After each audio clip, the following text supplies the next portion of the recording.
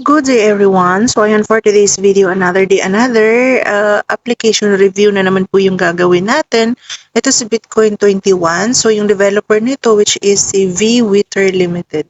So paalala ko lang po, hindi ko po kayo nare-recommend o hindi ko kayo ina-insist na da-download niyo yung application na to.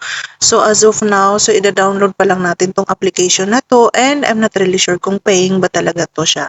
So before we proceed, so ito yung makikita natin dito sa ano niya, gallery. Ayan, so para maglalaro tayo dito ng, ayan, surprise draw. May tickets pala yun dito. Ayan, para siyang, ano, tong eats or something. So dito daw, pwede tayong maka-withdraw dito via Faucet Pay wallet or Binance wallet. So kung wala pa kayong Faucet Pay or Binance, so magre-register na lang po kayo. Okay? And now, so let's proceed. As of now, so wala pa tayong makikita dito na review sa application na to. But then again, so makikita natin is, ayan.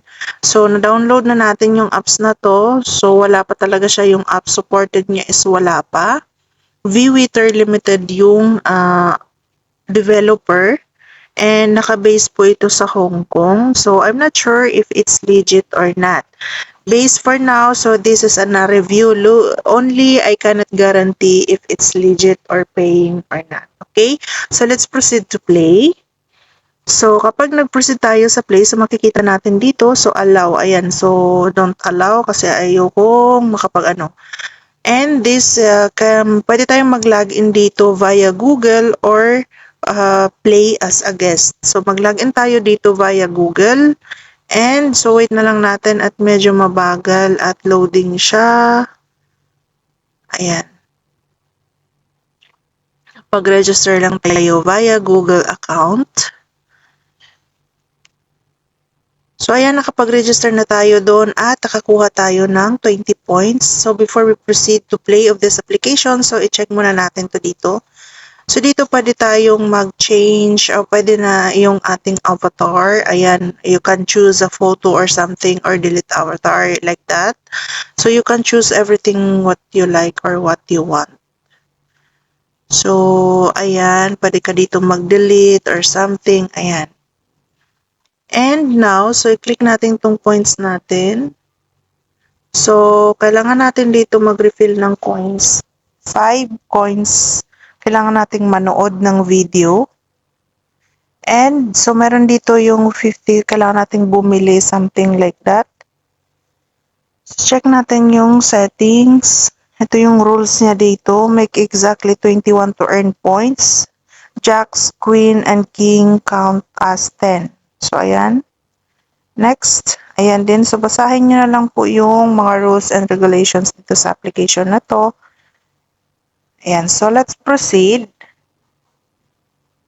So, this is a new game. Ay, makikita natin dito. So, let's start begin. So, kailangan natin makapag-earn dito ng Jack Queen daw.